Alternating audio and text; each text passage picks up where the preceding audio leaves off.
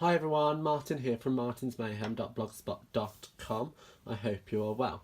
So, today's card is going to be the super simple one layer card. However, on this example I've just used soft suede ink for the sentiment, but I'm going to show you some heat embossing and how that's done. And it's using the Forever Lovely stamp set where you get this pretty foliage stamp which mats with the flowers. So let's put that to one side and move that over. So I'm starting with a very vanilla base that measures standard C6 size, and I haven't folded it as of yet. The reason for that is it's just easier to stamp. So I'm using two colours, which is the Mossy Meadow and Merry Merlot. You might be surprised because you might be thinking them colours aren't them too. And what I've done is I've stamped off twice before doing my final layer of stamping. That's because I wanted the richness of these colours rather than the vibrancy or the subtle tones that you find in other Stampin' Up colours. So let's start with the Mossy Meadow. And I'm just going to put that down. I'm going to bring in the foliage stamp and just ink that up. So I'm stamping off once, twice, and then I'm going in for it.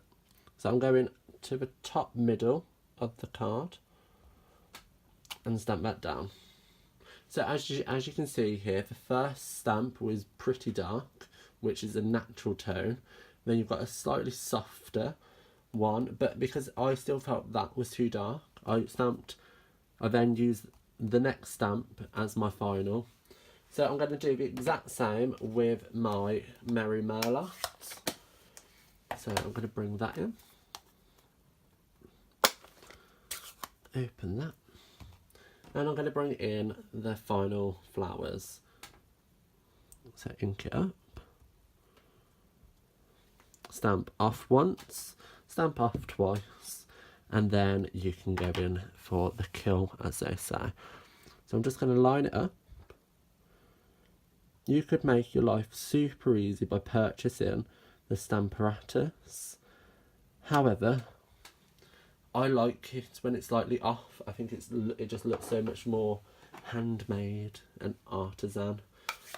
So again, you can see how dark the original one is, and then how soft the middle tone, and then the pink of the final tone.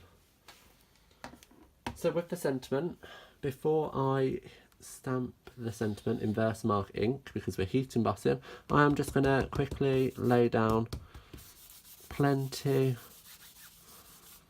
of embossing, the embossing buddy, which just takes all the static away from the top layer of the card. I'm going to bring in a piece of scrap paper now, and that's just so I can collect the leftover embossing powder. And I'm just going to ink up our sentiment, which says "You are loved," like so, and line that up with the middle the best you can. Again, Stamparatus would work perfectly. Stamp that down, lift up. So as you can see, you can't see that on today's video, and that's fine, because once I pour on the copper embossing powder, you'll see it'll come to life. And just going to tap that off like so. So there's still a few bits on there, which I'm just going to tap. Move that out of the way. And then I'm going to bring in my heat tool and just emboss that. So what I always recommend is heating from behind. The reason for this is heating from the front can cause discoloration, and you want to avoid that as much as possible. So it's probably going to go silent now.